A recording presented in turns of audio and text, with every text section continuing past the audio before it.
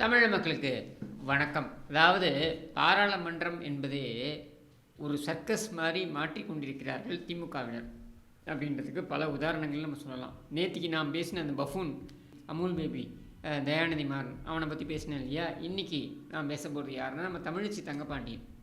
இந்த அம்மா பேசுகிற பேர் வழி அப்படின்னு அங்கே பெரிய லெக்சர் எடுக்கிறாங்க. அதாவது பிரிவினைவாதம், பிளவுவாதம் இது குறித்தெல்லாம் நீங்கள் பேசாதீர்கள் அப்படின்னு இவங்க லெக்சர் எடுக்கிறாங்களாம். அங்கே பேசுகிறேன் பேர் வழி அப்படின்னு சொல்லிட்டு பிளவுவாதத்தை விட்டு மதவாதத்தை நாம் கையில் எடுக்க வேண்டும் அப்படின்னு அந்த அம்மா உளறி கூட்டியிருக்காங்க. பின்னாடி இருக்கக்கூடிய சு வெங்கடேசனே கூட அதே ஒரு ஆஸ்தான இலக்கிய தான், திமுகவுடைய ஆஸ்தான இலக்கிய தான்.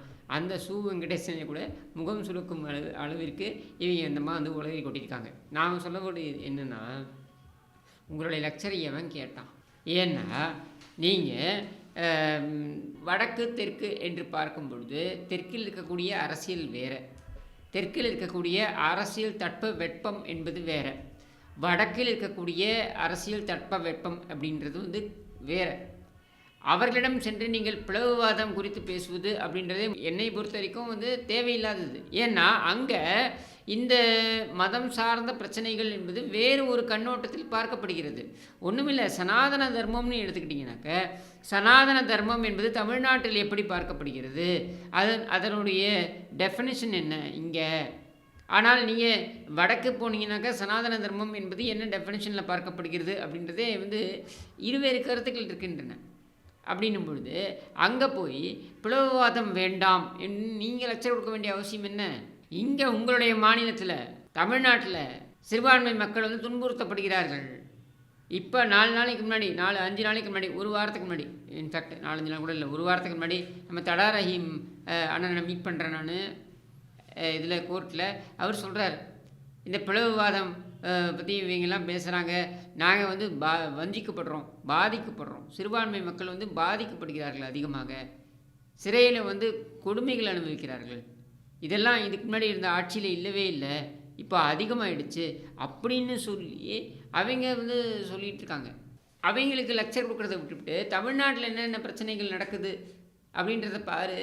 தமிழ்நாட்டில் ஒரு பெண் ஏடிஜிபி, அதாவது உயர்ந்த பதவியில் இருக்கக்கூடிய ஒரு பெண்மணி, தன்னை கொலை செய்வதற்கு இங்கே சதி நடந்திருக்கிறது அப்படின்னு சொல்கிறாங்க. அதுவும் எப்படி சொல்கிறாங்க?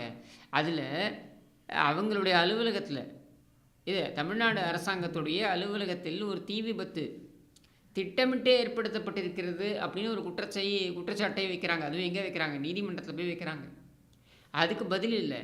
இன்றைக்கி ஒரு டிஐஜி கேலிபரில் இருக்கக்கூடிய ஒரு ஐபிஎஸ் ஆஃபீஸர் சஸ்பெண்ட் செய்யப்பட்டிருக்கிறார். ஏன்? ஒரு சக காவல்துறை அதிகாரியிடம் அத்துமீறி இருக்கிறார் அப்படின்றதுக்காக சஸ்பெண்ட் செய்யப்பட்டிருக்கிறார். இப்படி பெண்களுக்கு எதிரான அத்துமீறல்கள் ஏகப்பட்டது நடந்துக்கிட்டு இருக்கு. அண்ணா பல்கலைக்கழகத்தில் யார் அந்த சார் விவகாரத்தில் நாங்கள் மறக்க மாட்டோம், சொல்லிக்கிட்டே இருப்போம். இந்த யார் அந்த சார் விவகாரத்தில் பார்த்தீங்கன்னாக்க, அண்ணா பல்கலைக்கழகத்தில் அந்த ஒரு பெண் புகார் கொடுத்த பொழுது அந்த பெண்ணை பற்றியே சந்தேகங்களை எழுப்பி காவல்துறையே பேசுது. புகார் கொடுத்தவர் தான் வெளியிட்டிருப்பார் அப்படின்ட்டு எஃப்ஐஆர், அந்த பெண்ணை அசிங்கப்படுத்தும் வகையில் இந்த எஃப்ஐஆர் போட்டிருக்கீங்க அப்படின்னு நீதிமன்றம் காரி துப்புது. இதெல்லாம் உங்களுடைய அரசாங்கத்தின் மீது வைக்கப்பட்டிருக்கின்ற குற்றச்சாட்டுக்கள். இதுக்கெல்லாம் நீங்கள் குரல் கொடுக்கல. இதெல்லாம் உங்களுடைய சொந்த மாநிலத்தில் நடந்திருக்கு.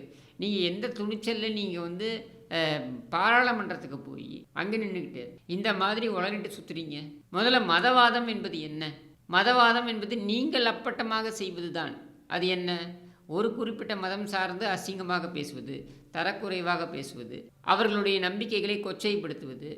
அதாவது உங்களுடைய வீட்டில் இருப்பவர்களே கூட இந்த நம்பிக்கைகளை பின்பற்றினாலும் கூட அதையெல்லாம் புறந்தள்ளிவிட்டு மேடையில் அசிங்கமாக பேசுறது, அந்த மதம் சார்ந்த அந்த நம்பிக்கை சார்ந்த விஷயங்களை கொச்சைப்படுத்தி பேசுவது அப்படின்றதை வழக்கமாகவே நீங்கள் வைத்திருக்கிறீர்கள். நீங்கள் இல்லை, உங்களுடைய கட்சியில் இருக்க அத்தனை பேரும் வச்சுருக்காங்க. அப்போ அது மதவாதம் இல்லையா? மதவாதம் என்பது என்ன? மதச்சார்பின்மை என்பது என்ன? எந்த மதத்தை குறித்தும் நீங்கள் தவறாக பேசாமல், எந்த மதத்தை குறித்தும் நீங்கள் அவதூறு பரப்பாமல் இருப்பது தான் மதச்சார்பின்மை. உண்மையான மதச்சார்பின்மை அதுதானே. அதை நீங்கள் பின்பற்றுறீங்களா? இல்லையே. சரி, இத்தனை பேர் 40 பேரை அனுப்பி வைக்கிறாங்க பாராளுமன்றத்துக்கு. மக்கள் எதுக்காக அனுப்பி வைக்கிறாங்க? தென்சென்னை மக்கள் உங்களை எதற்காக பாராளுமன்ற உறுப்பினராக தேர்வு செய்து ஒரு முறை இல்லை 2 முறை தேர்வு செய்து அனுப்பியிருக்கிறார்கள். நீ ஒரு முறையிலே ஒன்றும் கழிக்கல, 2வது முறையும் உன்னை வந்து தேர்வு செய்து அனுப்பியிருப்பது எதற்காக? அந்த மக்களுக்கு ஏதாவது செய்வீர்கள் என்கிற நம்பிக்கைக்காகத்தான். ஆனால் அதையெல்லாம் விட்டுட்டு நீ அங்கே போயிட்டு உப்பு சப்பு இல்லாத விஷயத்தை கையில் எடுத்துக்கொண்டு உளறி கொண்டு திரிகிறாய். இந்த மேக்கப் போட்டு பவனி வரத்துக்கு தான் நீ அங்கே போகிறியா? இதுதான் அவனை அனுப்பி வச்சாங்களாங்க? உன்னை பாராளுமன்றத்துக்கு அனுப்பி வச்சது எதுக்குமா? இந்த தொகுதி சார்ந்த விஷயங்களை எல்லாம் நீ பேசுவேன்றதுனால தானே உன்னை அனுப்பி வச்சாங்க. அது சார்ந்து எதுவும் பேசின மாதிரி தெரியலையே. மாறாக மதவாதம்ங்கிற பிளவுவாதம்ங்கிற. என்ன மதவாதம், என்ன பிளவுவாதம்? உனக்கு என்ன தெரியும்? வடக்கில் இருக்கக்கூடிய அரசியல் தட்பவெப்பம் குறித்து உனக்கு என்ன தெரியும்? உனக்கு என்ன புரிதல் இருக்குது? ஒரு மண்ணாங்கட்டியும் கிடையாது. சரி, உன்னுடைய மாநிலத்தில் நடக்கக்கூடிய பிரச்சனைகள் குறித்து அது உன்னால் பேச முடியுமா? என்று இஸ்லாமிய சிறை கைதிகள் இவங்களை வந்து உன்னுடைய அரசாங்கம் சொல்லுது இவங்களை வெளியில் விட முடியாது. ஏன் விட முடியாது? இவர்கள் கோவை குண்டுவெடிப்பு அதில் வந்து சம்மந்தப்பட்டிருக்கிறார்கள் என்பதனால் வெளியில் விட முடியாது அப்படின்னு சொல்லிட்டு உன்னுடைய அரசாங்கம் தாக்கல் செய்கிறது மனுவை. இதை பற்றி ஏதாவது பேசியிருக்கியா நீ? மதவாதம்னு பேசுகிற இல்லையா? இதை பற்றி ஏதாவது பேசியிருக்கியா? மனிதாபிமானம் கொண்டு இவர்களை விடுவிக்க வேண்டும் அப்படின்னு சொல்லிட்டு உன்னோட கோரிக்கையை கொண்டு போய் உன்னுடைய முதலமைச்சர்கிட்ட கொடுத்துருக்கியா? ஏன் கொடுக்கல? ஏன் நான் சொல்கிறேன் அப்படின்னா, இவர்கள் கூட்டணியில் இருக்கக்கூடிய கட்சிகள் இதை கோரிக்கையாக வைக்கிறார்கள். ஆனால் இவர்களுடைய அரசாங்கம் அதற்கு நேர் எதிரான ஒரு நிலைப்பாட்டை எடுக்கிறது. அதையெல்லாம் கேள்வி கேட்பதற்கு துப்பில்லை, வக்கில்லை. ஒவ்வொரு எம்பியும் அங்கே போய் என்ன பண்ணுறீங்க? இந்தி, சமஸ்கிருதம், இப்போ மதவாதம், பிளவுவாதம், இது எதுவுமே தமிழ்நாட்டுக்கு சம்பந்தம் இருக்கக்கூடிய விஷயங்கள் கிடையாது. தமிழ்நாட்டில் இருக்கக்கூடிய அரசியல் தட்பவெப்பம் என்பதே வேறு. அப்படின்ற நிலையில் எதுக்கு நீ ஆற்றுன்னு ஆற்றிக்கிட்டு இருக்க? ஏன்னா உங்களுக்கெல்லாம் கொடுக்கப்பட்டிருக்கின்ற இன்ஸ்ட்ரக்ஷன் என்னென்னா, நீங்கள் தமிழ்நாடு சார்ந்து எதையும் பேசி தொலைச்சிடாதீங்க. எதை பேசினாலும் அதை திமுக அரசாங்கத்துடன் தொடர்புபடுத்தி இந்த அரசாங்கத்துடைய செயல்பாடு தான் தவறாக இருக்கிறது, அதனால் தான் இப்படி நடந்திருக்கிறது அப்படின்ற கன்க்ளூஷனுக்கு அங்கே வந்துடுவாங்க. அதனால் இந்த மாதிரியான விஷயங்களை கிளப்புங்க. தமிழ்நாட்டில் ஏதாவது மிகப்பெரிய பிரச்சனையாக பேசப்படுதா, உடனே மடைமாற்றம் செய்வதற்கு என்ன, ஏதோ ஒரு சிஆர்பிஎஃப் ஆள் எங்கே இதில் ஏர்போர்ட்டில் என்னிடம் இந்தியில் பேசிவிட்டான். நீங்கள் எப்படி சமஸ்கிருதத்தில் மொழி மாற்றம் செய்யலாம் பாராளுமன்றத்தில்?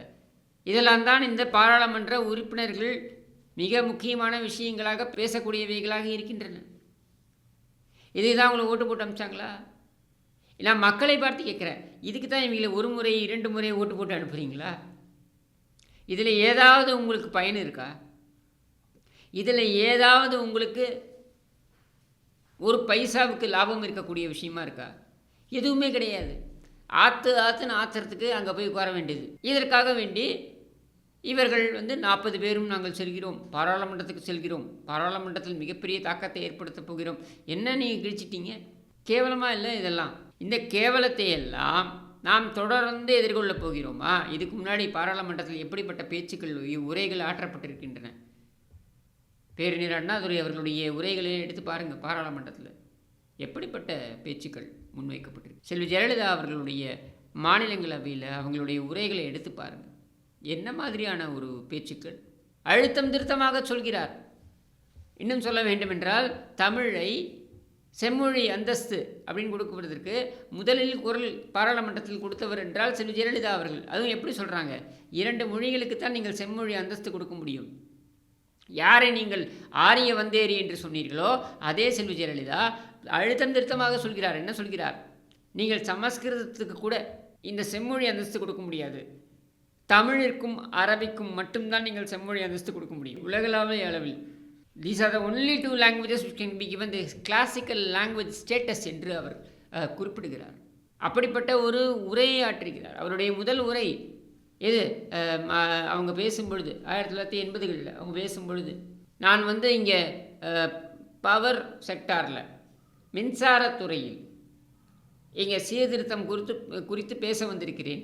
இதே இருக்கை எண், இந்த இருக்கை எண்ணில் எங்களுடைய தலைவர் பேரறிஞர் அண்ணா அவர்கள் பேசியிருக்கிறார். அவர் பேசியது மிகப்பெரிய மின்சார தாக்கத்தை ஏற்படுத்தியது. இன்றைக்கு நான் மின்சாரத்துறையில் இருக்கக்கூடிய சீர்திருத்தத்தை பற்றி பேச வந்திருக்கிறேன் அப்படின்னு சொல்லி ஆரம்பிக்கிறாங்க. He electrified the people of India with his speech. I am here to talk about the electricity reforms அப்படின்னு சொல்லி ஆரம்பிக்கிறாங்க. அப்படியாக பேசப்பட்ட 10 அவங்களுடைய 10 ஸ்பீச்சஸ் எடுத்து பார்த்தீங்கன்னாக்கா, ராஜ்யசபால அவங்க பேசிய 10 ஸ்பீச்சஸ் எடுத்தீங்கன்னாக்கா, அத்தனை விஷயங்களை பற்றி பேசியிருப்பாங்க. ஈழ விவகாரம் குறித்து பேசியிருப்பாங்க. தமிழக மீனவர்கள் குறித்து பேசியிருப்பாங்க. மின்சார துறையில் சீர்திருத்தம் குறித்து பேசியிருப்பாங்க. பட்ஜெட் குறித்து பேசியிருப்பாங்க. இப்படி தமிழகத்தை பாதிக்கக்கூடிய விஷயங்கள் என்னென்ன இருந்ததோ அது குறித்தும் பேசியிருப்பாங்க.